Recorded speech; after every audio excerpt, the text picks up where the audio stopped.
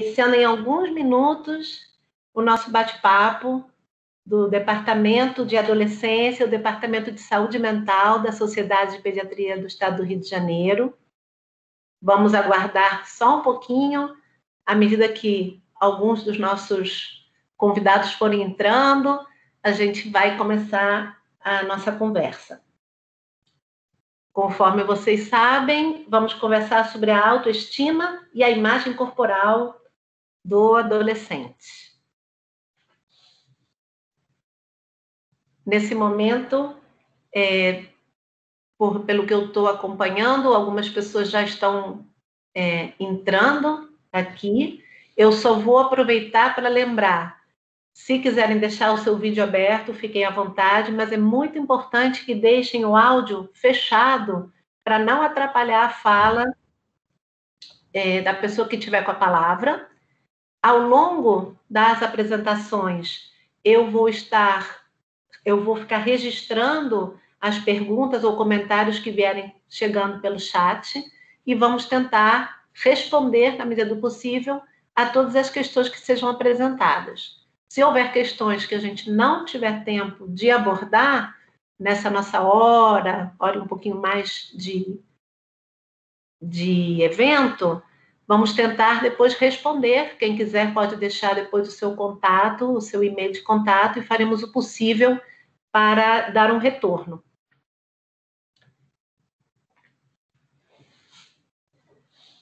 Roberto, Cecília, quando vocês acharem, a gente pode começar. O que vocês acham?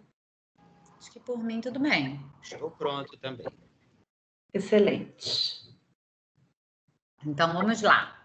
Acho que eu começo. Então. Bom, agora sim, formalmente, boa noite a todos. Vamos conversar hoje sobre a autoestima e a imagem corporal do adolescente. A primeira pessoa que vai conversar conosco é a doutora Cecília Retoma Miranda, pediatra, médica de adolescentes e membro do Departamento de Adolescência da SOPERJ. Cecília, você vai ter em torno de 15, 20 minutinhos. A palavra está com você. Tudo bem, boa noite, gente. Então, sobre o nosso tema, né, que é um tema delicioso, falar sobre adolescente, eu fui incumbida de falar com a parte inicial das mudanças físicas mesmo, para a gente tentar entender o que passa na cabeça deles, né, nessa geração dessa imagem corporal que está numa grande mudança, saindo da infância até a idade adulta. A gente passa por aquele período da adolescência, onde a gente tem a puberdade com todas as mudanças que ela traz. Então, eu vou falar um pouquinho sobre essas mudanças físicas, para depois a gente tentar entender um pouquinho das mudanças em termos de imagem corporal e de autoestima. Então, na adolescência, é um dos períodos que a gente mais cresce na nossa vida, né? O período fetal é onde a gente tem uma velocidade de crescimento imenso. Depois vem os lactentes e, em seguida, vem os adolescentes. Então, a gente tem aquela criança que vem com uma velocidade de crescimento de mais ou menos 5, 6 centímetros ao ano, e aí entra na adolescência, né? Os eixos hormonais, hipófise, hipofisário, gonadal, eles são reativados. Nisso, os hormônios do crescimento, o hormônio do crescimento começa a ser liberado diariamente à noite, e aí nisso a gente começa o pico do crescimento, o estirão do crescimento e toda a mudança que vem na puberdade. Então, na velocidade de crescimento maior, uma menina pode chegar a 8, 10 centímetros de crescimento ao ano, de ganho de altura ao ano. O menino de 10 a 12, isso assim, em 2, 3 anos, né? A menina começa essa adolescência, geralmente por volta dos 9, 10. Adolescência não, tá, gente? Adolescência é um período. Às vezes, as mudanças corporais da menina pode começar, por exemplo, com a telarca, que é o início do broto mamário, aos 9, 10 anos, e aí acarretando todas as outras mudanças que vêm com isso, com o pico do estirão dela com 12, 13 anos. Os meninos, eles já vêm, então, com uma mudança um pouquinho mais tarde, e o pico de crescimento deles também é um pouquinho mais tarde, uns 14, 15 anos. Então, até brinco que numa festa de 15 anos, às vezes, tem aquelas meninos e meninas de 14, 15. Então, tem desde uma uma adolescente onde não teve ainda mudança corporal, né, não tem seio, não tem pelo, ainda com aquele corpo mais infantil, até uma adolescente que já está com um corpo de mulher formado. E os meninos a mesma coisa, às vezes uns pequenininhos ainda, com a genitália ainda infantil, e uns já com barba, altura grande, genitália já maior. Então isso é tão grande para os nossos adolescentes, que sempre eu falo que a gente tem que explicar, mesma coisa que a gente faz com mães de bebês, pais de bebês, né? Que a gente explica, o primeiro mês é isso, o segundo aquilo, o terceiro é... Até a gente falando das características que a criança está passando, é importante a gente mostrar para eles essas mudanças. Então, no estirão do crescimento, o adolescente ele pode crescer 20% da sua estatura final, tá? A parte do peso também é uma parte onde a gente ganha muito peso, até 50% do peso final, né, da gente de adulto, a gente ganha na adolescência. Os caracteres sexuais secundários, né? Então, as meninas começam a mama, a mudança de pelos, vem os meninos, a genitália que cresce, os testículos que, né, aumentam o volume, os pelos faciais, os pelos axilares, a mudança de timbre de voz. Então, isso tudo está ligado entre as mudanças físicas. E as outras mudanças, para a gente citar aqui rapidinho, é aumento de massa magra. Então, o músculo no menino e na menina também aumenta muito. Na menina, cai proporção. Ela tinha 80% mais ou menos de tecido de massa magra, cai para 75%, mas mesmo assim ela ganha bastante. E os meninos saem de 80% para 90% de massa magra. As meninas, elas começam a ter localização de tecido adiposo, né? Nas mamas, no quadril, formando aquele corpo mais que a gente chama de corpo de violão, que é um caractere do sexual, secundários sexuais femininos. E isso tudo a gente vem com muitas mudanças. O nosso corpo físico, ele altera, duplica o tamanho de alguns órgãos, fígado, pulmão, essas coisas todas. Tudo bem. E aí a gente está vendo essa mudança toda. E como é que vem? A gente vai falar sobre a nossa imagem corporal. Tem gente que pensa que os adolescentes são crianças maiores, né? Às vezes você desenha assim uma criança, desenha um adolescente, uma criança só com um pouco maior. Tem gente que acha que é um adulto menor, na verdade não é nenhum nem outro. Porque além dessa velocidade enorme de crescimento, a gente tem um crescimento desordenado. Quer dizer, desordenado não, tem ordem. Só que como é que me faltou a palavra? De forma alterada. Então, cada parte do corpo tem um crescimento numa hora. A gente começa muito da periferia para o centro do corpo. Então, eu sempre falo, quem vai perder primeiro são os sapatos. Depois as calças, você vai sentir que a calça ficou curta, mas você pode usar ainda aquela blusa normal. Depois a blusa fica baby look. E o boné que ele tem desde a pré-adolescência, demora para ele trocar de boné. Então, a gente vai primeiro crescendo a periferia, crescendo, né, às vezes ponta de nariz, orelha, fica aquele corpo diferente, para depois a gente estar todo crescido como um todo. Aí eu sempre pergunto, na sua casa que tem adolescente, acontece o quê? As opções. Topada em tudo quanto é móvel, né? Bate o dedão no sofá, bate na porta do armário. Quando ele vai servir a comida na mesa, derrama comida, quem que vai derramar mais? Vamos ver entre os adolescentes. Levantou da mesa, igual mulher grávida também, que perde a sensação do corpo. Quem vai levar a toalha, né? Levanta, já vai puxando a toalha, cai coisa. Então, isso tudo é porque o corpo ele está em uma mudança tão grande que o cérebro demora a concatenar aquela imagem que ele foi criando durante a infância, né? Então, o cérebro está acostumado com aquele corpo infantil e, de repente, aquele corpo dá um salto de crescimento. Até ele se estruturar, a gente tem esse desalinho, esse estabanamento dos adolescentes. E com isso vem outras mudanças também. Pele, os hormônios, eles alteram a pele do adolescente, deixam a pele mais oleosa. Então, assim, cresce espinha, né? Começa uma acne. As meninas, muitas vezes, começam a ter largue a mama e as outras já ainda não têm. Então, elas começam a se encurvar para não aparecer tanto a mama. Então, elas começam a ter uma sensação com aquele seio que esse seio é meu, ela não está nem se reconhecendo, né? Os meninos, eles às vezes na hora do estirão tão grande, a parte óssea cresce muito, a parte muscular ainda para acompanhar não está tão adequada, então às vezes tem muito desvio de coluna que aparece nessa fase, por carregar a mochila de um lado errado, por sentar de forma inadequada. parte visual. Muitas vezes começam a aparecer algumas alterações oftalmológicas nesse momento. Então, a imagem ela começa a se formar atrás ou na frente da retina, porque o globo ocular está crescendo, e eles começam a usar óculos, os dentes também, então começa a usar aparelho, ou seja, a parte física é uma mudança constante. E com isso, a gente abre a porta, né, já para todas aquelas inseguranças, aquela parte de adequação de grupo, que Roberto deve falar mais aqui na frente. E aí a gente vai tendo algumas questões que vão aparecendo daí. Eu acho que a gente pode já pensar mais ou menos por aí e ir para a parte já mental para ver o que a gente consegue depois debater sobre esse assunto.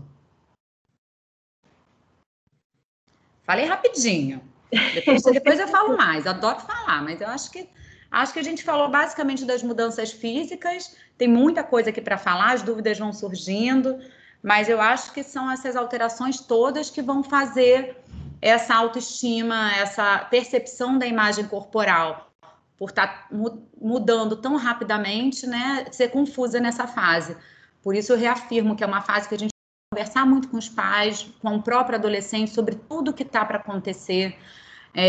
Por que meu pinto não cresceu, doutora? Se o meu amigo eu vi no vestiário que o pinto dele está grande, será que eu vou ter pinto pequeno? Muitos já perguntam.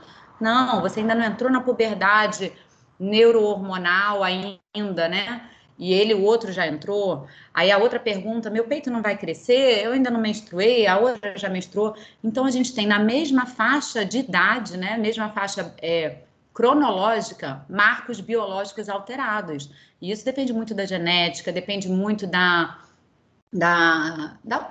socialização, da parte de esportes, da alimentação, né, de tudo que aquela criança chegou e pode usufruir daquela formação na adolescência. E aí vamos nas mudanças também comportamentais, Roberto, para a gente favorecer essa autoestima. O que você acha, Gabriela? Muito bom, Cecília. Deixa eu apresentar, então, muito rapidamente ao meu colega de Departamento de Saúde Mental, o Dr. Roberto Santoro, ele é psiquiatra, ele é chefe do Serviço de Saúde Mental do Hospital Municipal Jesus, no Rio, coordenador do Grupo de Trabalho de Saúde Mental da Sociedade Brasileira de Pediatria e membro, como eu dizia, do Departamento de Saúde Mental aqui da SOPERJ. Nós tivemos a oportunidade de escrever juntos o livro de saúde mental da criança e adolescência, daqui da SOPERJ, e esse é um dos temas que nós buscamos trabalhar no livro. Neste momento, Roberto Santoro vai apresentar as primeiras reflexões sobre a questão da autoestima, imagem corporal do adolescente, para que depois possamos juntos bater um papo entre nós três e com quem quiser participar, por favor, através do chat, tá? Vocês mandam perguntas por escrito e a gente vai ter o prazer de conversar a partir do que vocês propuserem e do que nós mesmos quisermos trocar aqui e ajudar vocês a entender um pouquinho mais deste tema tão importante. Roberto, com você. Boa noite a todos. Quero dizer da minha satisfação, do meu prazer de estar aqui participando desse evento, agradecer a minha amiga Gabriela Krenzel, agradecer a minha amiga Raquel Nisquier pelo gentilíssimo convite, dizer que é um prazer estar aqui com você, Cecília. E eu vou começar contando uma história para vocês. Eu vou contar uma história que é uma história muito antiga, mas que ela continua se repetindo. E vocês vão ver que essa história é uma história estranhamente familiar. E essa história eu escolhi, ela tem várias versões, mas eu escolhi uma versão indiana da história. E a versão indiana é a seguinte: imaginem o seguinte, uma serpente, um demônio serpente, se apossou de todas as águas do mundo e trancou essas águas. E o mundo estava morrendo seco, as plantas todas estavam morrendo, os animais morrendo de sede, e o mundo quase acabou por conta desse demônio serpente. Mas surgiu o deus Indra, poderosíssimo, e ele resolveu lutar contra esse demônio, correndo um enorme perigo para tentar salvar o mundo e libertar as águas para realmente o mundo renascer. E foi uma luta titânica, uma luta terrível, mas finalmente Indra conseguiu vencer o deus serpente, né? E o demônio serpente, e ele conseguiu libertar as águas no mundo. e com isso o mundo todo renasceu. E Indra se sentiu muito bem com esse feito, ele salvou o mundo. Em todos os lugares que ele ia, todos celebravam a magnificência do feito dele. Então ele resolveu construir um palácio para comemorar esse grande feito que ele tinha realizado. E chamou o Deus arquiteto e falou para o Deus arquiteto: eu estou muito satisfeito comigo mesmo, as pessoas estão me celebrando, os animais, as plantas, todos me celebram, porque eu fiz o mundo renascer. Então eu quero construir um palácio que esteja à altura do meu feito. Eu quero um palácio com 900 alas, 3.000 quartos, 30 jardins, 90 piscinas e um magnífico salão do trono, um salão todo de pedras preciosas, enorme, com uma escadaria de mármore e em cima o trono de ouro, em que eu posso olhar para todos os meus súditos e olhar para toda a corte reunida e reinar nesse palácio. Então, o Deus arquiteto faz o palácio e Indra olha para aquele palácio magnífico e fala: muito bom, estou satisfeito, mas eu acho que não é o suficiente, porque o feito que eu fiz é muito grandioso. O mundo ia acabar e todos me celebram. Então eu quero que você acrescente mais 30 alas, 400 quartos e 20 jardins. E o Deus arquiteto, com muito esforço, amplia o palácio. E o palácio realmente está colossal e magnífico. Mas Indra ainda não está satisfeito. Ele quer que o palácio seja ainda maior. E ele fala que o Deus arquiteto tem que fazer mais 900 alas. E aí o Deus arquiteto já não aguenta mais, porque ele está diante de um palácio que não acaba, de um palácio de construção infinita. Então ele reza para o Deus Supremo para salvá-lo dessa terrível provação que é construir um palácio que não acaba. Um dia, Indra está na sala magnífica do trono dele, no salão do trono, e em cima, sentado no seu trono de ouro, no alto da escadaria de mármore, toda a corte reunida, todos os súditos reunidos, e ele magnificamente reinando. Nesse momento, entra nesse salão um menino muito magro, com uma roupa totalmente esfarrapada, quase nu. E esse menino, quando ele entra, faz um silêncio no salão, porque eles sentem que esse menino tem alguma coisa especial. Todos sentem, e todos ficam em silêncio, inclusive Indra. E o menino entra e se senta nos degraus da escadaria que leva ao trono. Nesse momento, quando ele se senta, entra no salão uma procissão de formigas. E essa procissão de formigas começa a cruzar o salão. Aquele grupo de formigas em fila, né? Seguindo assim aqueles exércitos de formigas, uma quantidade muito grande de formigas. O menino olha para essas formigas e cai na gargalhada, começa a rir, e ri muito. E Indra, com muito medo, porque ele sente que tem alguma coisa muito complicada que vai acontecer ali, ele não consegue, apesar do medo, resistir a perguntar para o menino, do que você está rindo? E o menino vira para Indra e responde: eu estou rindo porque cada formiga dessas já foi um Indra querendo construir um palácio. A história não termina aí. O que acontece? Indra fica deprimido.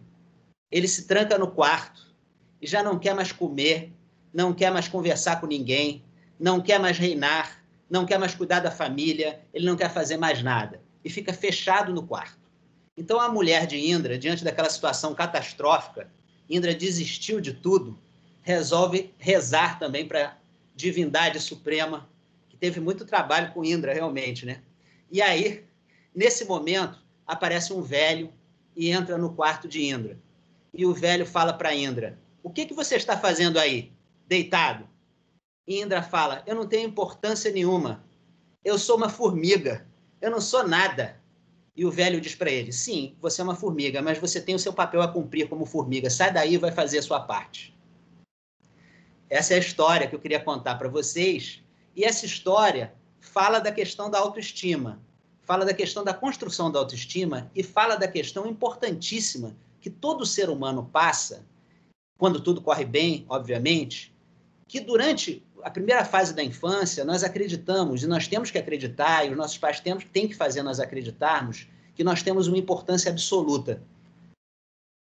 mas a gente vai sofrer necessariamente uma desilusão e entender que a nossa importância é relativa. Então, eu, Formiga Roberto, eu tenho que tentar me tornar a melhor formiga possível, a melhor formiga Roberto possível. Eu não posso me tornar uma outra formiga, eu sou a formiga que eu sou. E eu tenho que fazer o melhor que eu posso para me tornar a melhor formiga. Essa história, ela guarda todo o problema da autoestima. Então, vamos voltar agora para a questão técnica, depois que eu deixei vocês com essa história, né? Nós temos que fazer uma primeira diferenciação, que é a diferenciação de esquema corporal, imagem corporal e autoestima, que são 3 coisas diferentes. Esquema corporal tem mais a ver com a questão neurológica. É o mapa que nós temos do nosso corpo, no nosso cérebro. Esse mapa ele é construído pelas experiências que a gente tem. São registros de memória que vão construindo o mapa. Por que acontece o desajeitamento na primeira fase da adolescência? É que esse mapa fica desatualizado. O corpo cresce, mas o mapa que existe lá no cérebro é o mapa antigo de infância. Então, o adolescente precisa ter novas experiências com esse corpo novo para que ele vá atualizando esse mapa. E aí você atualiza o mapa e o mapa fica adequado para o novo corpo que você tem. Quando a gente fala de imagem corporal, a gente está falando da maneira como a pessoa se vê. E a maneira como a pessoa se vê, ela pode estar muito distorcida. Por exemplo, nos casos de anorexia nervosa, em que a adolescente está esquelética, mas ela está se vendo gorda. Então, é uma grande distorção dessa imagem corporal. E a autoestima é uma outra coisa. A autoestima é como a pessoa se sente em relação a si mesma, aos seus potenciais, às suas realizações, a quem a pessoa é. E a autoestima tem, portanto, um aspecto subjetivo. A autoestima é um conceito subjetivo. Por isso, cada autor que estuda autoestima vai definir a autoestima de uma maneira diferente. E os estudos sobre a autoestima não dá para a gente confiar tanto. Quando a gente descobre que há uma ala das livrarias dedicada a determinada arte, a gente vê que essa arte, de alguma maneira, está perdida, que as pessoas estão em dúvida. Então, se houvesse uma ala dedicada à arte de coçar as costas, nós imaginaríamos que essa arte está perdida e ninguém sabe mais como coçar as costas e precisa de livros para aprender a coçar as costas. Nós vivemos isso em relação à autoestima, né? Nós temos praticamente alas de livraria com livro de autoajuda dizendo a autoestima do seu filho, como cultivar a autoestima. E esses livros, eles pecam porque isso não se faz de uma maneira, vamos dizer assim, com parâmetros concretos. Houve uma moda nos Estados Unidos, um tempo, em que as pessoas surgiram com uma ideia de que você tinha que promover a autoestima, fazer medidas públicas para promover a autoestima. Foi um desastre, né? Porque justamente a autoestima tem a ver com essa questão subjetiva. E aí nós podemos explorar um pouco mais. Como é que a autoestima é construída, né? Eu vou falar muito brevemente, só para a gente dar o pontapé inicial.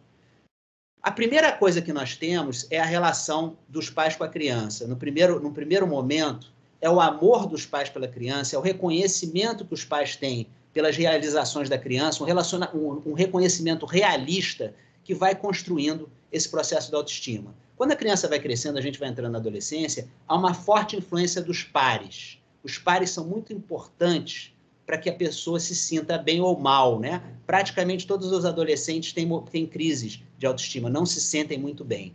Não basta a gente pensar em autoestima elevada ou autoestima baixa. E autoestima elevada ou autoestima baixa não são parâmetros que você possa avaliar somente eles para poder avaliar a questão da autoestima. Um exemplo, né? Porque as pessoas dizem as realizações estão ligadas à autoestima. Se você tem uma autoestima elevada, você é capaz de grandes realizações. Alguns exemplos. Não há autoestima mais elevada do que quando a pessoa tem uma crise maníaca, né? Então, a questão que surge aí é o seguinte, existem autoestimas elevadas que são patológicas. Outro exemplo, as pessoas com problemas de narcisismo patológico, com transtornos narcísicos de personalidade, têm aquilo que a gente chama de autoestima inflada. Elas se sentem muito superiores às outras pessoas. E se elas têm alguma coisa na realidade que as contrarie, a autoestima inflada esvazia como um balão e a autoestima cai para o zero. E essas pessoas têm o que a gente chama de crise de fúria narcísica. Elas ficam tomadas de fúria se as pessoas ameaçam esse sentimento que elas têm de que elas são superiores, elas são poderosas. Outra questão, né? A autoestima está relacionada a realizações, não necessariamente. Um exemplo, quem lê as cartas de Van Gogh, que foi um dos grandes artistas da humanidade, vê que ele tinha uma autoestima baixíssima. Por outro lado, eu não sei se vocês conhecem um cineasta chamado Ed Wood.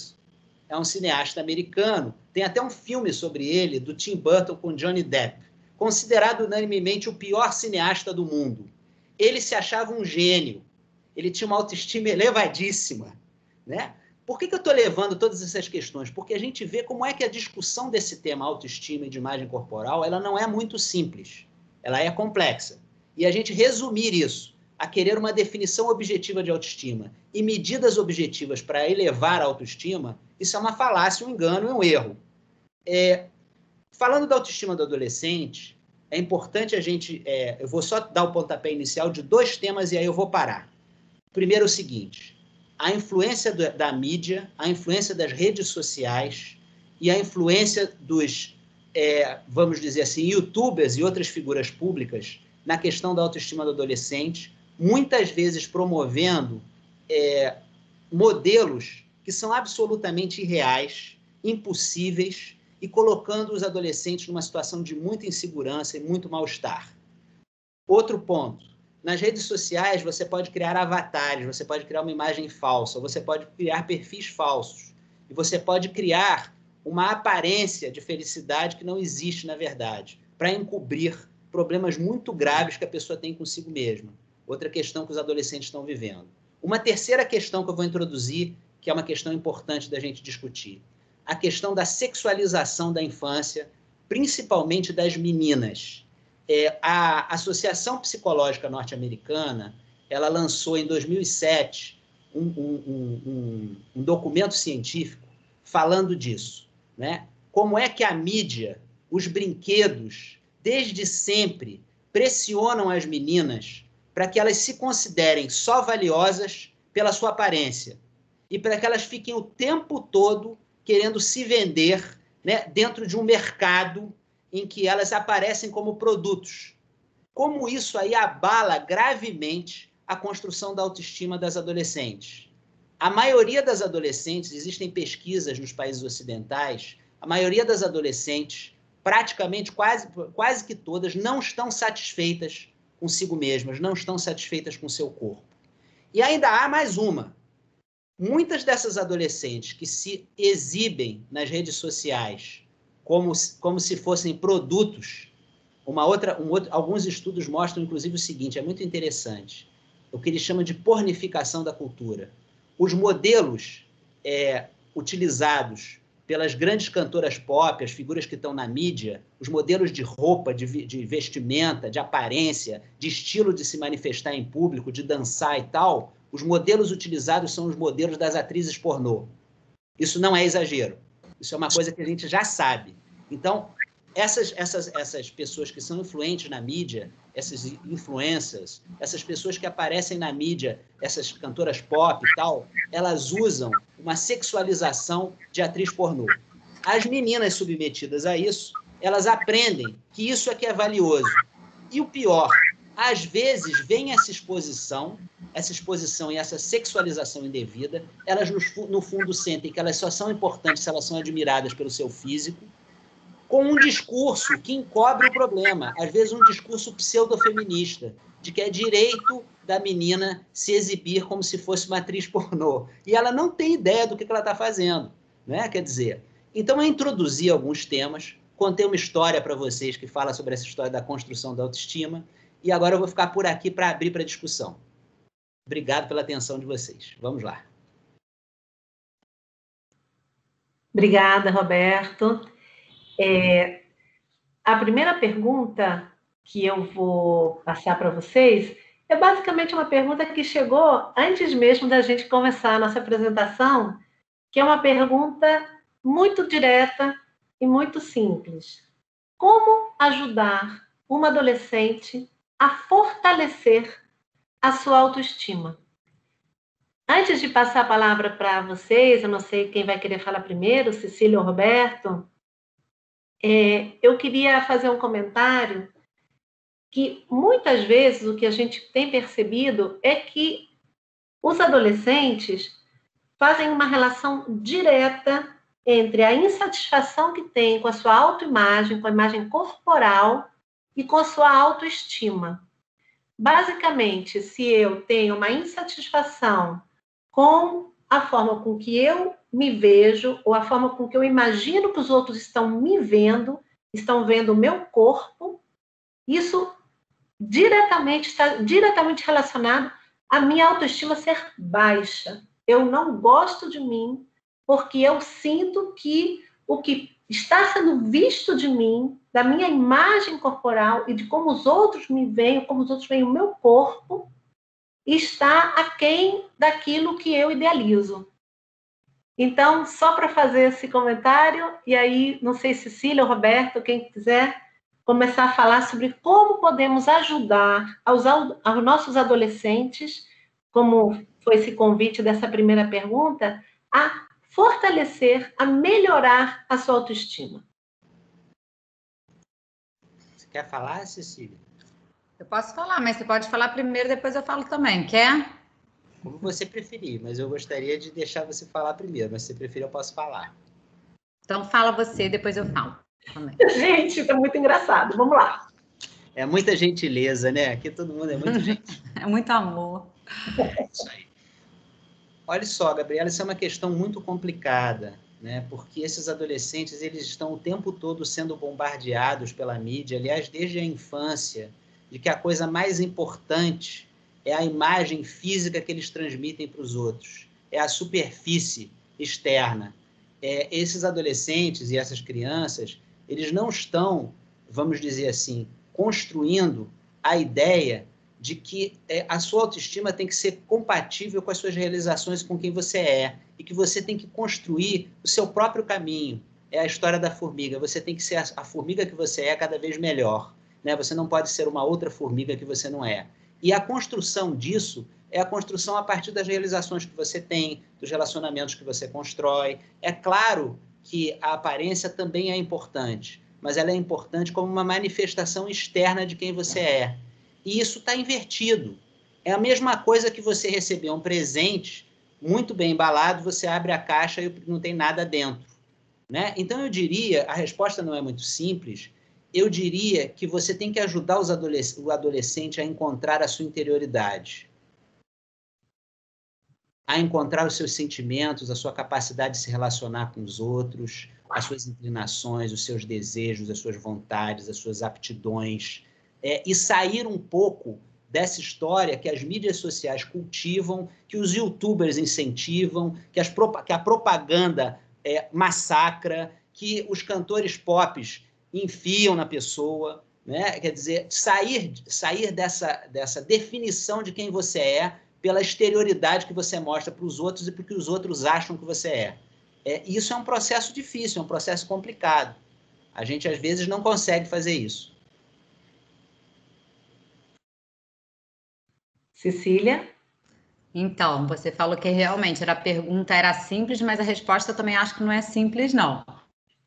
A pergunta é direta, mas a gente tem várias vertentes aí para a gente trabalhar, né? Eu acho que o que o Roberto falou está totalmente adequado. Uma busca do ser humano mesmo, não só dos adolescentes. O seu autoconhecimento sobre quem eu sou, o que eu gosto de fazer, né? O que eu gosto de sentir. Porque um adolescente é totalmente diferente do outro. Então, eles têm aquela mecânica, às vezes, de recompensa, né, mais acelerada nessa fase do adolescente. Então, que se a gente não trabalhar essa recompensa de outras formas, né, deixar eles, por exemplo, ficarem só em jogos e aquela recompensa ser uma coisa mecânica e não buscar essa recompensa de outra forma, então no autoconhecimento, hoje em dia a gente tem falado muito da medicina e a espiritualidade, que não tem a ver com religião, tem a ver com o que eu gosto, o que eu sinto, o que me faz sentir bem. Então, às vezes, os adolescentes começam a meditar, ou às vezes são muitos energéticos, não é a meditação que vai fazer ele se centrar, mas eu amo esporte para essa praia. Quem gosta, o esporte ele te traz não só uma consciência do novo físico, então o meu cérebro tirar o mapa velho, né, que o Roberto falou, e trazer o mapa novo através do esporte. Agora alcança já a bola ali na frente, não alcança mais aqui no basquete. Eu consigo chutar melhor agora, eu tenho mais força corporal, então eu consigo dar melhores danças, cambalhota, o que eu quiser. Mas então o esporte, ele te leva a essa recompensa de eu conseguir trabalhar o meu corpo, e aí com isso eu trabalho minha autoestima e a espiritualidade, que é o autoconhecimento, né? A busca dos meus valores internos, independente do meu físico. E eu falo muito sobre também que eles estão numa fase de experimentação. Então, tem essa... E de você... Imitação, né? Então, essa parte do youtuber, não sei o que viram ídolos que você não consegue alcançar, isso é muito ruim. Você já saber disso. Então, você tem consulta com um bom profissional, eu acho, de adolescente, né? Psiquiatra, psicólogo. Você ter uma rede de apoio que fale para você, pai, o que ele vai passar. E fale principalmente para o adolescente em si, o que ele está passando, que aquilo é irreal, que ele está em outra... Então, ele vai poder experimentar o jeans lá com a cintura lá embaixo, botar os piercings dele, a tatuagem, até ele achar a verdadeira forma dele de se vestir, de se maquiar compatível com ele e não compatível com o outro. Então, eu acho que você trabalhar isso, no geral, é trabalhar a autoestima deles. Você falou uma coisa fundamental, que é esses videogames, eles permitem, através dos avatares, você construir uma imagem falsa e, fundamentalmente, dão um curto-circuito na questão da recompensa. Você recebe uma recompensa sem fazer nada, sem ter nenhuma realização, né? Então, você começa a precisar de estímulos cada vez mais intensos para poder sentir, e vai sentindo cada vez menos, porque é muito interessante isso, né? Vale a gente parar para pensar. É o nosso investimento espiritual na vida e nas experiências que faz com que as experiências sejam ricas e nos ampliem os horizontes. Se você fica só na superficialidade da experiência sensorial, o que acontece? A experiência sensorial ela se esgota em si mesma. Então, você começa a precisar ter estímulos cada vez mais fortes para sentir cada vez menos. Você vai ficando anestesiado da experiência, porque você, de fato, não está se engajando, como você falou, com essa espiritualidade que é esse investimento afetivo que a gente faz no mundo. Esse investimento que faz com que o mundo tenha sentido e que tem a ver com o caminho que nós temos que traçar para a gente mesmo. E é isso que a gente tem que estar mostrando para as crianças e para os adolescentes. E esses youtubers, que são os educadores hoje, infelizmente, das crianças e adolescentes, eles têm interesses próprios, eles não estão interessados no desenvolvimento das crianças e dos adolescentes.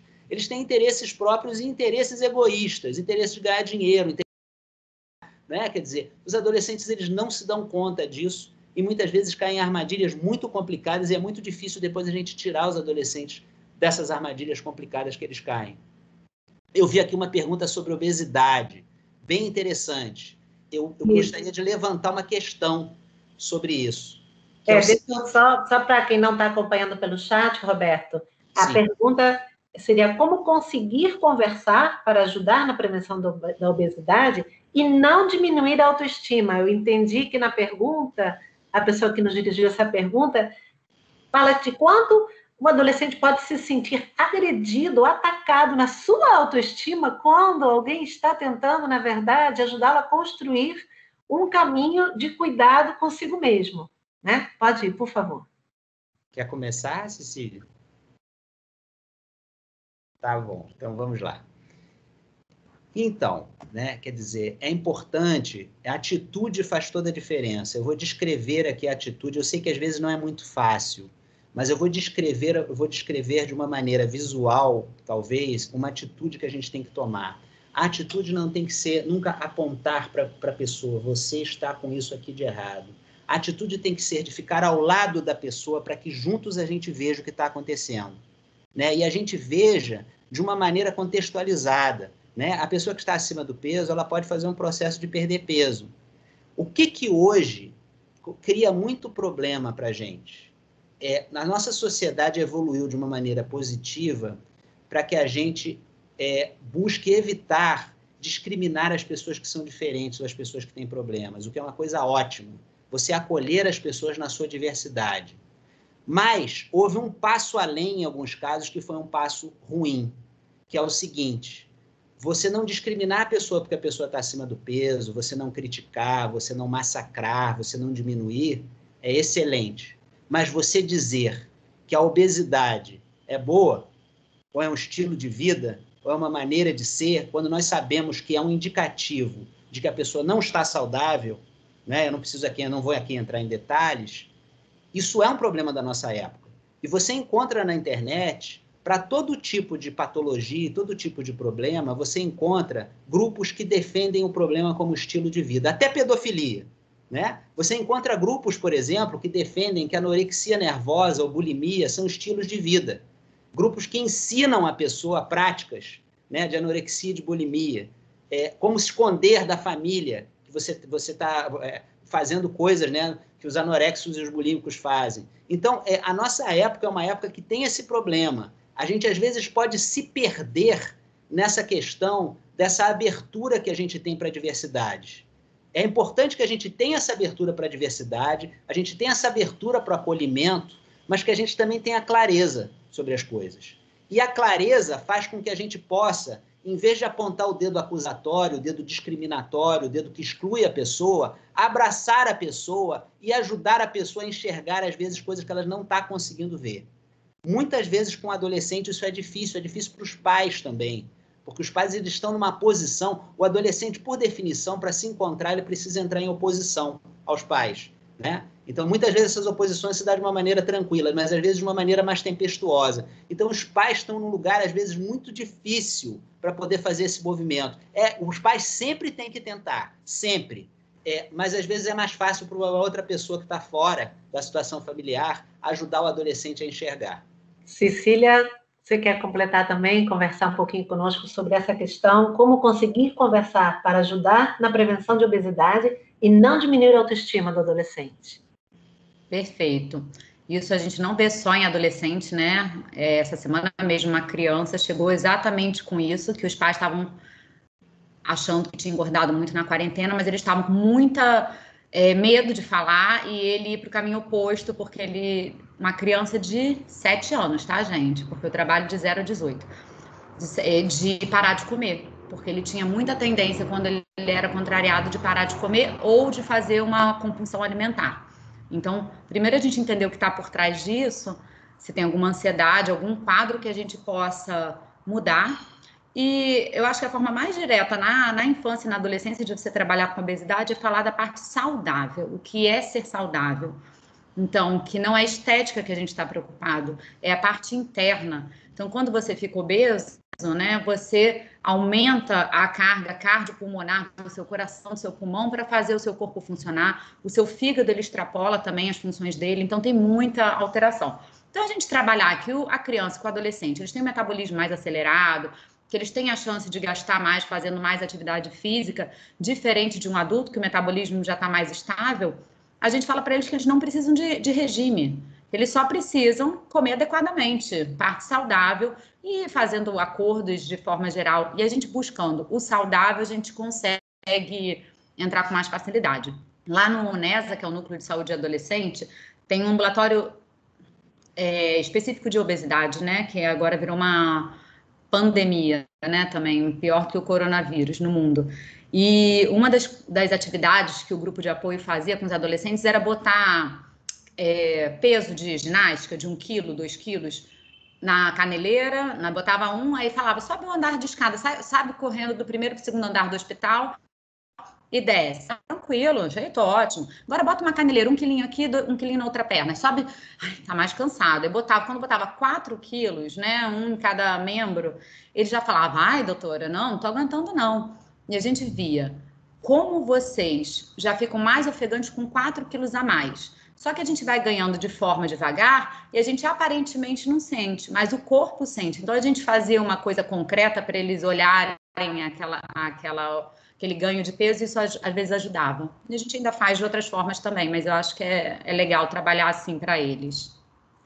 Então, tem outras perguntas sobre outra temática, mas como tem uma pergunta que faz sentido nesse caminho, Cecília, eu queria complementar com um comentário que também vem uma pergunta: quando o adolescente acha que está acima do peso e não está.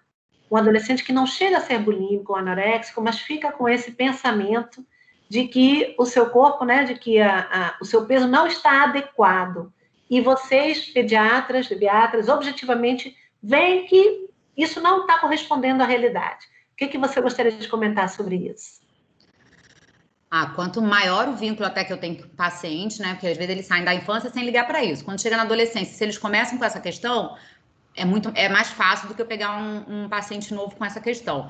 Porque eles já conhecem o gráfico do percentil, que é o gráfico mundial onde a gente acompanha peso e altura, conhece o gráfico de IMC, de índice de massa corporal, que é o que a gente diagnostica mesmo muita alteração.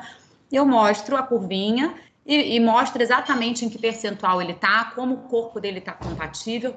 Só que a gente tendo uma imagem corporal ainda inadequada ou então imatura, a gente não consegue se ver naquele corpo novo e acha que ganhou mais tecido adiposo mesmo.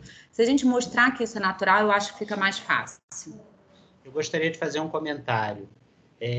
Nós vivemos numa cultura perversa que faz propaganda de fast food, comidas ultraprocessadas o tempo todo para os jovens, desde a infância, e, ao mesmo tempo, propõe um modelo de corpo impossível, né? Muitas dessas modelos e atrizes, elas têm um IMC abaixo do que é saudável, né? Elas são todas elas, por exemplo, o mundo das modelos, a prevalência de bulimia nesse mundo é altíssima. Essas pessoas não são saudáveis. E esse é o modelo que está se propondo para os adolescentes, né? Principalmente para as meninas. Os meninos entram nisso também agora, tem entrado mais, né? Mas as meninas, a pressão sobre as meninas é muito violenta para se conformar a um modelo impossível. E, ao mesmo tempo, o tempo todo, elas estão sofrendo um bombardeio de propaganda de comida ruim, né? De comida de má qualidade, que faz a pessoa só ganhar gordura.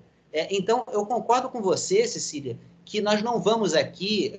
a proposta que a gente tem que fazer não é uma proposta negativa. Aliás, isso muitas vezes torna muito difícil para o adolescente ou para qualquer pessoa que faz dieta perder peso. Quando você proíbe, fecha, impede, você tem que fazer uma proposta positiva de substituir hábitos e maneiras de ver que não são saudáveis por hábitos saudáveis, por uma vida saudável. Essa forma como vocês fazem lá do peso é muito interessante, né? Porque faz eles terem a experiência própria do que é ganhar peso, como isso afeta a saúde. É exatamente o que eu falei, de vocês estarem ao lado, mostrando, vendo junto, né? Isso faz com que a pessoa possa buscar mudança. Não há mudança, esse é um outro ponto. Ninguém muda ninguém. É um ponto importante da gente saber. Nós só conseguimos nos mudar, e mesmo assim com muito esforço. O que a gente pode fazer é despertar a pessoa para a necessidade de mudança e apoiá-la no caminho da mudança. Mas se a pessoa não se engaja no processo, se ela não tem consciência, você não pode fazer nada. Então, todas as medidas que as pessoas têm de repreender o adolescente por X ou por Y, porque está acima do peso, não funcionam e, pelo contrário, são contraproducentes. Marta Rola nos traz uma questão muito, muito interessante, seguindo essa linha da questão da influência cultural. Ela coloca o seguinte: um adolescente questionou numa consulta em que ela propôs a valorização dos próprios valores e perguntou por que os adultos não fazem isso e buscam uma forma uniforme de se apresentar graças a procedimentos estéticos. Então, uau, né? Sim, sim. Quando o Roberto fala de estar ao lado, né, muitas vezes a gente tem que pensar dos adultos como modelo para as crianças. Muitas vezes a gente vê adultos que também estão em busca desse ideal estético, e que é um ideal estético completamente fora das possibilidades reais das suas características físicas, da sua própria... da sua própria conformação física, dos seus hábitos, e muitas vezes estão ali, de alguma forma, tentando trazer para os filhos algo que eles, adultos, não praticam. Sim, verdade. Gabriela, eu ia falar exatamente isso. Eu acho que começa pela família.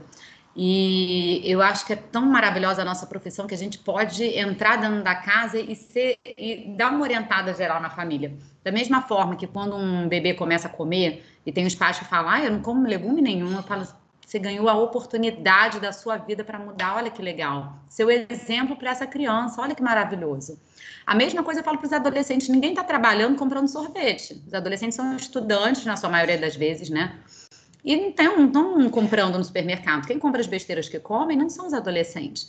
Então tem que ser uma mudança global, eles verem todos no caminho, fazer um exercício, ou ter um prazer de meditar, vou buscar aqui, ter uma saída com os meus amigos, né? Não estou falando agora na pandemia especificamente, mas eles têm que ver os pais e a família com uma saúde mental equilibrada, com a saúde física equilibrada para buscarem isso também. Mas só mais uma coisinha. os adolescentes, eles são maravilhosos e divinos, né? Que a gente acha que... E eles são muito inteligentes. Então, não precisa ter ninguém para falar o que é certo e o que é errado comer. Se a gente pergunta assim, dê 5 coisas que você acha que é certo de comer, saudável, eles vão falar para você, fulano, fulano, ciclano. Ele aprende na escola lá a pirâmide alimentar. E 5 coisas que você acha que, de repente, é o seu excesso, que você come mal. Ih, meto o pé na jaca no chocolate. Todo dia eu como uma barra inteira. É você mostrar para ele que até às vezes as coisas ruins que ele come pode de vez em quando, que tem às vezes o equilíbrio entre o que comer e a quantidade, e eles de repente eles vão devagarzinho, sem botar muita pressão sobre isso. Vai devagar, mudança pequena, o metabolismo já é grande, pequenas mudanças já mudam muito a parte de obesidade. E os adolescentes, eles enxergam muito bem os problemas dos adultos, né? E apontam isso de uma maneira muito clara. As incoerências, né? Você fica dizendo que a pessoa está acima do peso e compra sorvete e põe na geladeira, por exemplo, né? Então, é isso mesmo. E é importante a gente perceber, né? Aqui eu vou fazer uma homenagem aos pediatras, aos ebiatras, que são os verdadeiros médicos de família, que num mundo tão complicado como esse que a gente está vivendo, eles estão cultivando o futuro, cultivando as famílias e cultivando as crianças e os adolescentes. E podem, de fato, fazer diferença nessas orientações. Podem, de fato, ajudar essas famílias a se desenvolverem, a se transfigurarem, para realmente abrirem caminhos para o desenvolvimento, que às vezes não é só o desenvolvimento da criança e do adolescente. Os pais também precisam se desenvolver, né? Muitas vezes, pais, em situações assim de viver, tentar continuar vivendo uma adolescência não realizada, buscar uma adolescência que já passou, né? Com muita dificuldade de assumir a vida adulta, de entender, né, que cada fase tem as suas realizações, as suas glórias, as suas belezas e as suas dificuldades, né? Então, a gente pode também estar ajudando a família a se desenvolver como um todo, porque muitas vezes o que aparece como problema no adolescente, na verdade, é um problema da família. Veja que interessante, Roberto, o comentário de Maria Angélica, que além de agradecer e de falar como está sendo bom estar aqui com vocês, fala o seguinte: como vocês, tanto Roberto como Cecília, então vou querer ouvir os dois, por favor, entendem que a questão da imagem corporal e da autoestima estão relacionadas à nossa cultura. A cultura brasileira do corpo, ao invés de atividades culturalmente ricas. Quer começar, Cecília? Ou eu começo? Então tá bom, vamos lá. Olha só, o problema não é o corpo, o problema é a forma de se relacionar com o corpo, porque é importantíssimo a gente se relacionar bem com o nosso corpo, é importantíssimo a gente se sentir bem no nosso corpo, é importantíssimo a gente sentir que a gente habita um corpo, e que o corpo, na verdade, nos traz a possibilidade da gente se conectar com as pessoas, é pela questão corporal que a gente se conecta, mas eu não vou entrar aqui nesse detalhe, né? O problema é de se tentar criar uma imagem do corpo que não corresponde ao corpo real, uma imagem para atender às necessidades falsas criadas pelas mídias, né? As necessidades, as imposições que a cultura faz em relação ao corpo. Porque é muito importante que as nossas realizações sejam um desdobramento do nosso corpo, da nossa mente, e que a gente se relacione bem com o nosso corpo. Mas é criar justamente essa construção. Uma das maneiras de construir esse bom relacionamento com o corpo é o esporte. Existem outras, né? Atividades como balé, né? Como teatro. A gente aprende a se expressar corporalmente, a gente aprende a conhecer o nosso corpo. Isso tudo é fundamental para o adolescente também. Mas é um corpo habitado por uma alma, né? Um corpo habitado por um espírito, que tem uma vida espiritual, né? Que está aberto para esse desenvolvimento mais amplo, para essa conexão mais ampla do corpo. Não é uma superfície externa para mostrar para os outros, construída artificialmente. Vocês vejam que muitos adultos hoje vivem também esse problema. Muitos adultos vivem esse problema.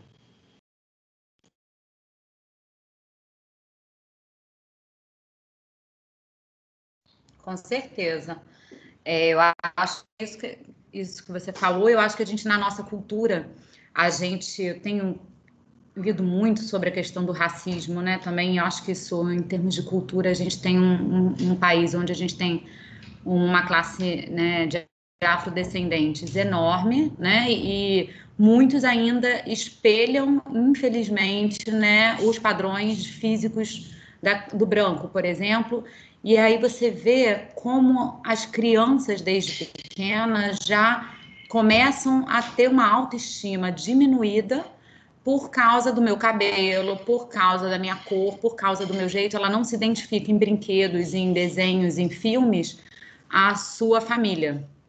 E a gente tem trabalhado muito essa parte da infância, né, nem só dos adolescentes, sobre isso. Trabalhar o esporte é fundamental, e tudo que você lida com o corpo, qualquer terapia corporal é bem-vinda para essa fase do adolescente. E eu acho que o ficar no quarto, né, pensando na vida, sem só estímulos eletrônicos, né, deixar a mente viajar, que o adolescente precisa disso.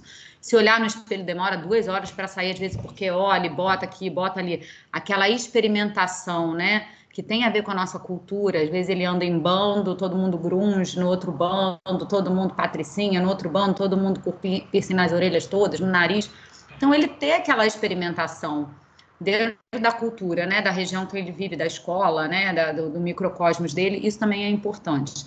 Então, quanto mais diversificado for o ambiente onde aquele adolescente ele é fixado, né, uma escola com multirracial, você ter grupos diversos, grupos da igreja, do grupo jovem, grupo de esporte, do balé, do teatro, você ter vários grupos onde ele esteja inserido, classes sociais, com pessoas de classes sociais diferentes, com pessoas de raças diferentes, que pensam diferente, com corpos diferentes, vai ser mais fácil para ele criar essa imagem dele e aonde ele se adequa e com a sua autoestima. Isso é uma oportunidade, por outro lado, né, que as próprias redes sociais dão também, da pessoa encontrar os seus pares e ver, né, que às vezes o que você acha que não é bonito ou não é certo, etc. e tal, é porque você não é como a maioria das pessoas com quem você, vamos dizer assim, convive. Ou você não corresponde ao padrão que é ditado pela sociedade, né? O padrão que aparece na mídia. Você não é dessa maneira, mas você pode encontrar, porque justamente isso está na história do Indra, né? A gente tem que se tornar a formiga que nós somos da melhor forma possível, não a outra formiga, né? A gente a gente tem que buscar a nossa própria maneira de se desenvolver e de se relacionar com o mundo. Isso é a grande questão, né? E a gente levar essa possibilidade para os adolescentes é muito importante. Abrir a possibilidade de que eles sejam eles mesmos, que eles se encontrem nessas experimentações que fazem parte da idade, né? Experimentar diversas maneiras de se apresentar para o mundo. É interessante que essas experimentações têm outro aspecto também, que é o seguinte: nós vamos desenvolvendo com o tempo diversas facetas sociais. Eu aqui, quando estou falando para vocês, não sou o mesmo quando falo com meus pacientes, não sou, todos são eu, é tudo eu, mas são diferenciações da minha personalidade. E os adolescentes eles vão ensaiando essas diferenciações para encontrar essas diversas maneiras de se aproximar do mundo das relações. Eu queria fazer um comentário, antes da gente passar para outras perguntas que estão saindo um pouquinho dessa linha do que a gente está conversando, que também são muito importantes para a gente trabalhar aí nos próximos minutos que ainda temos no nosso evento. Uma das questões que eu percebi aqui na minha clínica, e vendo também, acompanhando sobre conversas entre outros adolescentes, no momento da pandemia, uma das coisas que aconteceu é que muitas meninas que têm o cabelo naturalmente crespo deixaram de poder fazer os seus tratamentos de relaxamento e alisamento e etc. Como bem Cecília nos lembrou, dessa busca por um modelo que está muito centrado nos padrões estéticos da mulher branca e que muitas vezes tem o seu cabelo liso. E o que acontece? Há cada vez mais meninas que, aproveitando este momento em que não puderam fazer o seu tratamento, digamos, de alisamento, o que seja, tomaram coragem de entrar no que se chama um processo de transição. Isso tem essa questão da transição capilar, é uma coisa importantíssima. Muitas meninas, e desta vez sim, aproveitando uma influência das mídias sociais, por haver, por exemplo, aquela atriz Thaís Araújo e outras meninas lindíssimas que tinham seus cabelos naturalmente crespos, alisados, numa tentativa de se identificar com um modelo que não é naturalmente do seu perfil biológico mesmo, e aprender a valorizar a beleza dessa outra forma de se apresentar. Estou dando um exemplo da questão dos cabelos. E isso sendo vivido com muitíssima dificuldade, muitas vezes meninas que relatam o quanto, seu cabelo é ruim, né? Cabelo bombril. E, de repente, aquilo ser vivido não como um cabelo ruim, um cabelo diferente, uma outra beleza, uma outra forma de se valorizar esteticamente a partir do que você é, e não de um modelo midiático do que o único pasteurizado, belo, tem que ser, de alguma maneira, colado, carimbado na pessoa que você é. Diga. Você quer comentar, Roberto? E veja que é o que predomina no Brasil, né? O cabelo crespo predomina no Brasil. Então, você vê que absurdo que é a proposta do cabelo liso como modelo para todo mundo, né? Não preciso dizer mais nada. Uma observação muito simples da gente fazer. Então, mudando de linha das nossas conversas aqui hoje, mas olha que interessante o que Sônia Moura nos traz. Na minha clínica com adolescente, percebo as relações homossexuais como uma busca de identidade corpórea e emocional. Como vocês veem essa naturalidade de experiências entre jovens do mesmo sexo? Quer começar a comentar? Posso falar. Na verdade, a gente tem esse perfil de experimentação ser um perfil que a gente chama da síndrome da adolescência normal, ou seja, das mudanças mentais e cerebrais que o adolescente já traz, né? Entre elas essa de oposição à família, buscar grupos. A experimentação é uma delas, onde a gente está com a mente, com o cérebro em mudanças, e uma delas é a experimentação. Então, sempre foi considerado, no grupo que estuda adolescência, essa experimentação entre sexos do mesmo sexo, né, uma relação homoafetiva, ser só uma experimentação e não definição da sexualidade como um todo. Hoje em dia, a gente tem muitas mudanças no contexto. Então, a sexualidade, ela tem não só homossexual, heterossexual, como cis, trans, binário, não binário, fluido. A gente tem tanta coisa por aí. Eu acho que está mais aberto. Sempre existiu, mas está mais aberto e a gente tem mais... as minorias, que eu digo, estão tomando mais voz. Então, a gente já começa a aparecer mais nos consultórios, as pessoas se sentem mais à vontade de falar. Pode ser que seja só experimentação, pode ser que seja um acolhimento de um grupo maior. Eu não me dou com esse grupo dos meninos, eu vou experimentar ficar dentro do meu grupo feminino mesmo, né? Quando a gente divide só em 2 grupos. E isso aí tem crescido. É isso que... É importante a gente perceber... Não sei se eu respondi. É isso que você falou, né? Quer dizer, é um período de muita experimentação dos adolescentes. Então, a gente tem que ajudar o adolescente a encontrar o seu caminho nos seus termos. Cada um vai se desenvolver da sua maneira, cada um vai encontrar o seu próprio caminho. E nós temos que apoiar os adolescentes nesse caminho que é aberto para realmente a diversidade de possibilidades. Mas alguns cuidados têm que ser tomados. Primeiro, o seguinte, eu acho que nós vivemos uma época da banalização das relações sexuais.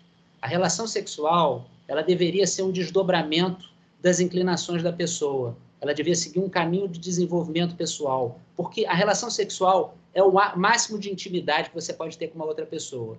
Então, você deveria ter um desenvolvimento natural dessas inclinações, respeitando a maneira de ser de cada um. Nós temos uma pressão brutal da mídia para que as pessoas tenham relações sexuais precocemente, sem que elas estejam muitas vezes preparadas, não só da mídia, dos pares às vezes também, sem que elas estejam preparadas para essas experiências. Experiências sexuais, antes de que a pessoa esteja seguindo uma inclinação sua, uma inclinação do seu desenvolvimento corporal, uma inclinação da sua mente, elas podem ser traumáticas, ou elas podem cair no vazio. Então, você encontra hoje os adolescentes que esgotaram isso e se encontram absolutamente entediados ou esvaziados na questão das relações afetivas ou sexuais, porque eles tiveram certas experiências por pressão do meio antes que eles estivessem preparados ou inclinados para ter essas experiências. E isso é um cuidado que a gente tem que tomar. A gente tem que apoiar o adolescente para que ele siga o seu ritmo de experimentação, para que ele busque o seu caminho. As pessoas hoje entendem mal essa abertura, mais uma vez eu digo, né? É claro que a sociedade que impunha a pessoa um determinado modelo, que proibia, que era fechada, nós não queremos essa sociedade de volta. Mas nós temos que tomar cuidado, porque nós podemos estar caminhando para um outro tipo de pressão, que é a pressão de que as pessoas, antes de estar preparadas por uma pressão externa, ou da mídia ou dos pares, tenham experiências para que elas não estão prontas, que não tem a ver com a sua vida. Eu tenho recebido no consultório alguns casos em que isso aconteceu. Né? Adolescentes que tiveram, por exemplo, experiências sexuais que foram traumáticas, porque eles não estavam preparados para ter essa experiência.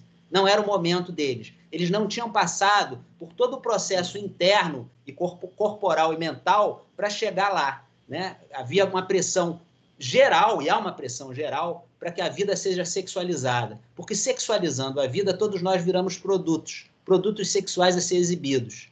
E vejam a perversidade disso. Muitas vezes, discursos pseudo-libertários ou pseudo-feministas, por exemplo, no caso das meninas, endossam que as meninas possam se expor como produtos, como atrizes pornô nas mídias sociais. Se você fala com elas que elas estão fazendo isso, né? Muitas vezes elas vão dizer, eu faço isso que o meu corpo é meu, eu sou livre para me mostrar, etc. e tal. Elas não entendem o que aquilo ali significa. E, no fundo, quando você vai mais fundo, elas estão, na verdade, sentindo que o único valor que elas têm é enquanto aparência. É uma coisa muito grave, realmente. Fica esse alerta. Deixa eu fazer um comentário importante nessa linha de, muitas vezes, os jovens, os adultos também não, tá? Mas muitos jovens não percebem o quanto que eles estão sendo influenciados pelas mídias digitais.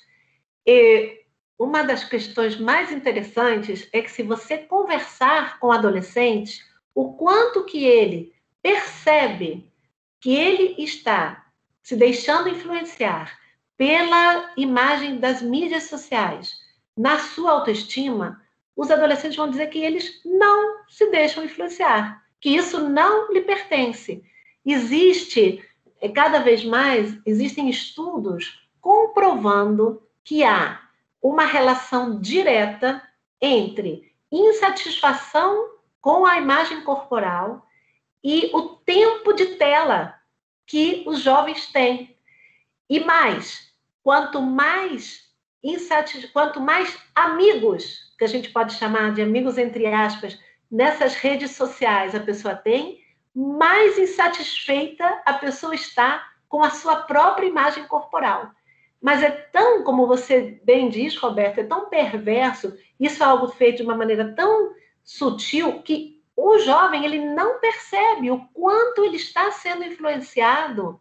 E é muito importante, quando nós conversarmos com os nossos filhos, os nossos pacientes, os adolescentes que a gente tem contato, ajudá-los a, de alguma forma, perceber que esse caminho é um caminho de uma delicadeza e um caminho individual e que não há por que ser tão pasteurizado e tão montado a partir dessas imagens, que são imagens completamente artificiais.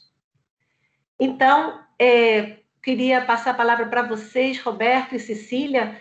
Antes de mais nada, agradecer mais uma vez a Raquel Nisquedo, presidente do Departamento de Adolescência, pelo convite para fazer este nosso evento conjunto. Agradecer a Kátia Nogueira, presidente da SOPERJ, pela oportunidade de continuarmos fazendo reuniões científicas neste momento em que cada um de nós está atrás da sua própria câmara, mas estamos, apesar de distantes, estamos juntos. E dá para você, Roberto, e para você, Cecília, uns 5 minutinhos cada um para as palavras finais antes da gente encerrar o nosso evento.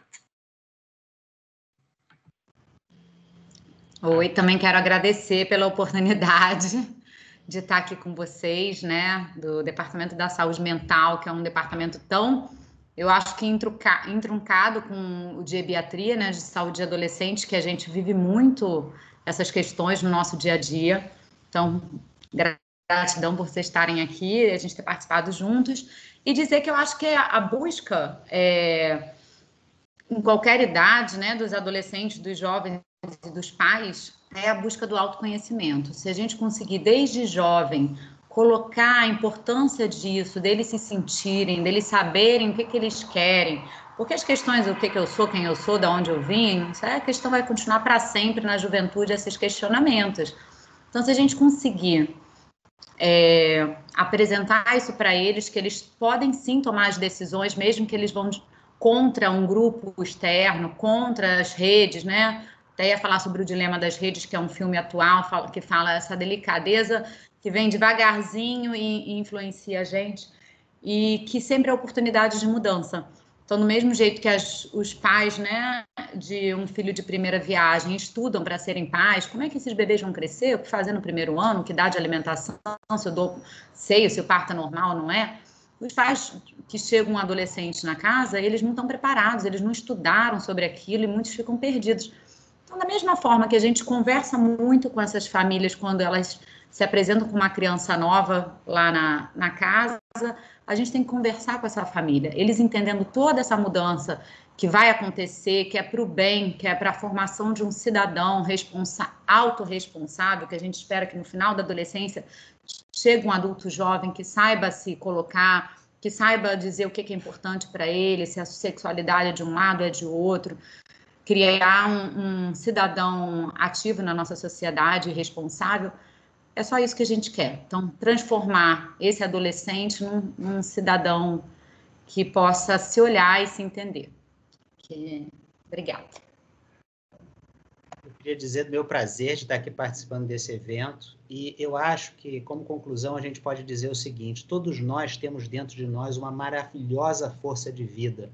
Os adolescentes têm uma força vital de desenvolvimento e de estabelecimento de laços, em que a gente tem que confiar nisso.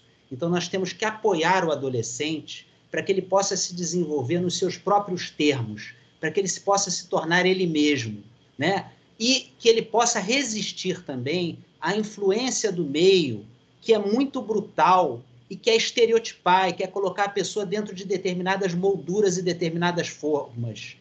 E para isso, a gente tem que entender que, às vezes, sim, todo mundo pode estar errado e só nós estamos certos.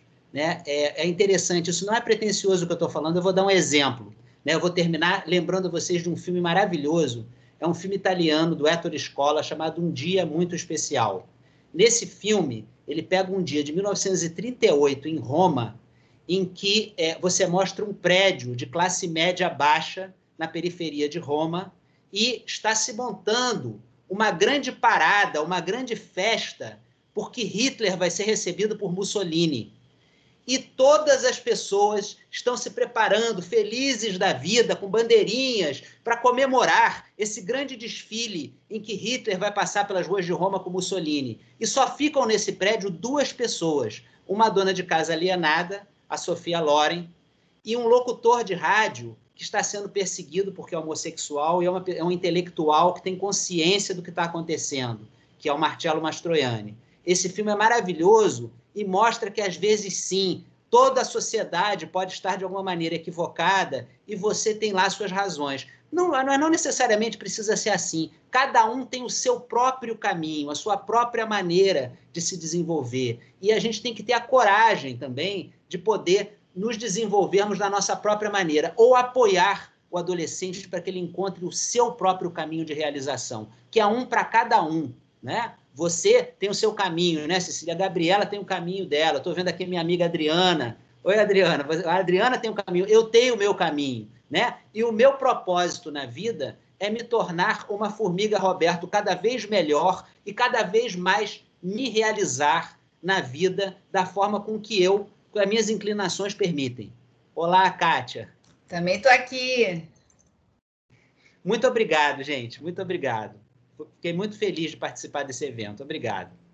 Bom, muito obrigada a todos. Mais uma vez, agradeço ao Roberto e à Cecília e vamos nos encontrar em breve no próximo bate-papo. Boa noite a todos. Tá, eu quero falar umas palavrinhas aqui finais. Claro, o pessoal do NES aqui. Marta Rola também está aqui participando ativamente. Obrigada, Roberto, Cecília, Gabriela, conduziu aí brilhantemente aí esse nosso chat, que estava bastante produtivo. A Deir está aqui, Flavinha, pessoal do grupo do Departamento Científico de Adolescência está aqui em peso, a doutora Raquel Nisquier Ela, não sei se estava aqui no início, mas, enfim, é uma pessoa também bastante atuante. Acabamos de sair num fórum bastante profícuo que falamos sobre violência na adolescência e na infância. Então, assim, quero parabenizar os departamentos aí de saúde mental e de adolescência pela atuação brilhante. E dar boa noite a todos e agradecer em especial a Mariana, que está aqui nas carrapetas aqui do Teams, que conduziu também muito bem. Foi a primeira vez, mas está conduzindo muito bem. Muito obrigada mesmo. Obrigada, então, Kátia. Obrigada a todos. Boa noite. Obrigada, gente. Posso encerrar? Pode. Sim, pode encerrar. Boa noite. Muito obrigada. Tchau, tchau. Boa noite a todos. Obrigada. Tchau, tchau.